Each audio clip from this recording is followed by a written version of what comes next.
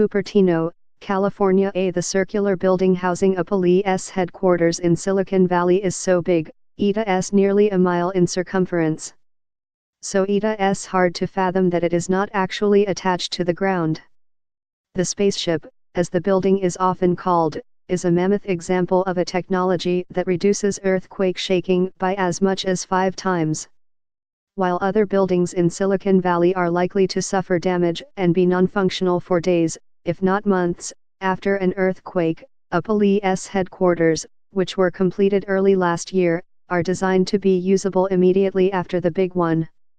The building is one of a relatively small number in the United States that use so-called base isolation technology. We explore the system in an article here. Jim Wilson, the San Francisco bureau photographer, and I were the first journalists to descend into the basement and tour the building's protective seismic system. More than 9,000 engineers and other Apple employees work in the building, which has its own electricity supply and a vast atrium with a variety of fruit trees, including, perhaps not surprisingly, many varieties of apple. 2 stories underground, beneath offices where engineers design iPhones and MacBooks, the building rests on 692 huge stainless steel saucers.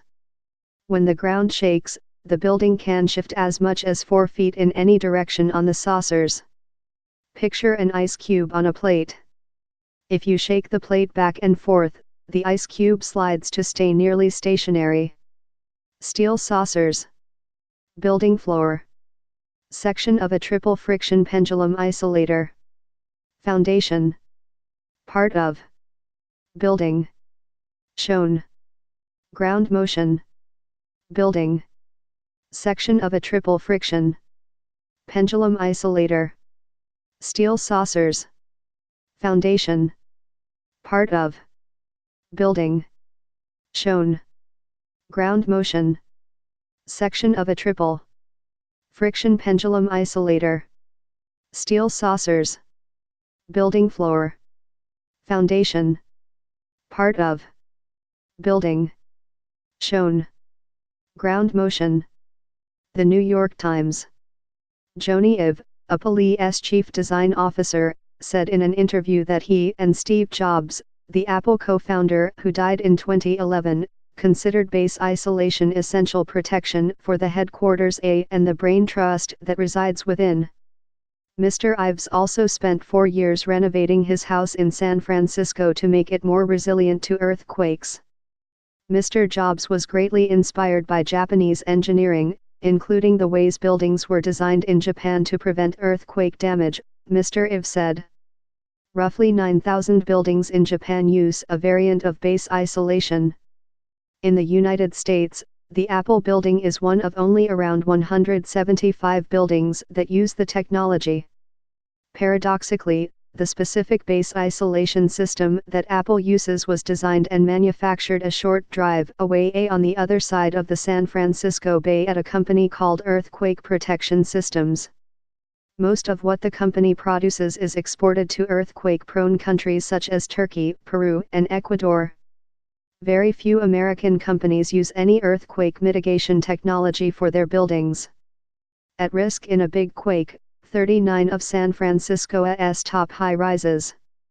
A police headquarters, purposefully nestled amid trees and meadows, stand in contrast to the unremarkable architecture that is the hallmark of Silicon Valley. At stake is whether places like Silicon Valley, Seattle, Salt Lake City, San Francisco, or Los Angeles might be forced to shut down after a direct hit. Evan Race, a structural engineer who works in Silicon Valley, says the area has thousands of cheaply built structures known as a tilt-ups that are known to be vulnerable to collapse in an earthquake. Both workers and executives are often unaware that their buildings are dangerous, he said. A lot of Silicon Valley companies, whether they are start-ups or established companies, are in buildings from the 1970s and 1980s that don't meet current code requirements, Mr. Race said.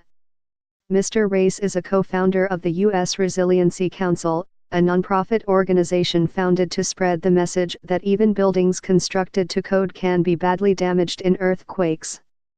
Yet even if all companies in Silicon Valley had buildings as robust as a police, it would not make the region earthquake-proof.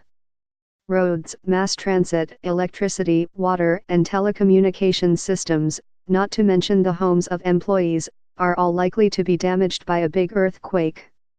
San Francisco's big seismic gamble and base isolation devices have their limits, too. Thomas H. Heaton, the director of the Earthquake Engineering Research Laboratory at the California Institute of Technology, warns that a big enough quake could theoretically throw a building off its steel saucers. The technology has proved its effectiveness in earthquakes in Japan and Latin America, but engineers say a direct hit to a modern American city would be the ultimate determinant of resilience. When base isolation works well, it works very well, Dr. Heaton said. But since we haven't had a real earthquake to test anything, someday we are going to have a giant experiment.